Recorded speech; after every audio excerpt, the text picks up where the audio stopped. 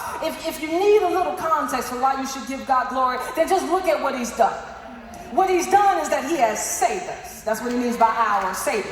Look at what he's doing. Verse 24, he is keeping us. And look at what he's going to do. He is going to present us blameless. If you have no reason to give God glory, you should give him glory for that. God is always worthy of glory. But not only that, this God is worthy of majesty. That's what he means by this God is majestic, because our God is a king. He is the Isaiah 6 God. He is the one who was on his throne with the train of his robe filling the temple with angels that can't even look at his face, but they want to glorify him with their mouth. He is still that God, meaning that everything is in control. Everything is under his power. He is a king that is still on the throne, and he's not standing up, he's not tapping his foot, he's not anxious. He is sitting down, and there is not a person or a circumstance that will ever make him get up from his seat. And this God, because he is king, he also has dominion and authority. God's dominion speaks to the power that God has to govern and do whatever it is that he decides. God's authority speaks to his right to do whatever it is that he decides. Throughout time, though, God has all this dominion. He created the heavens and the earth. He sustains the world with the breath of his mouth. He has all of this power and all this dominion. But have you ever asked yourself, what has God used all of this dominion and authority to do?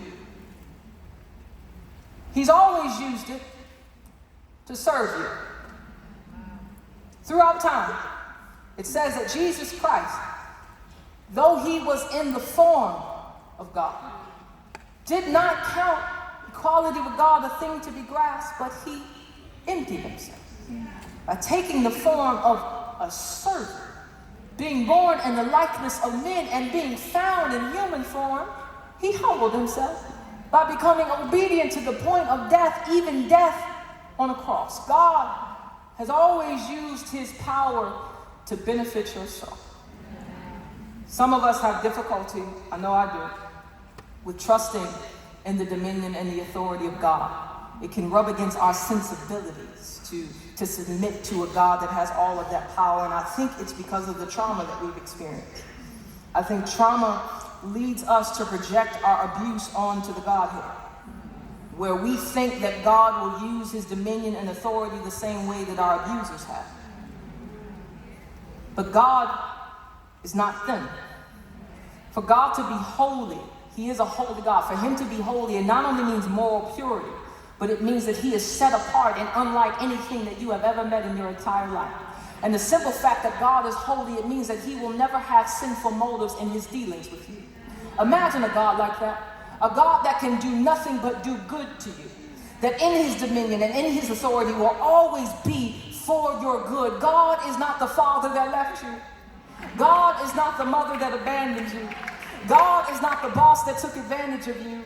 God is not the president that disregards you.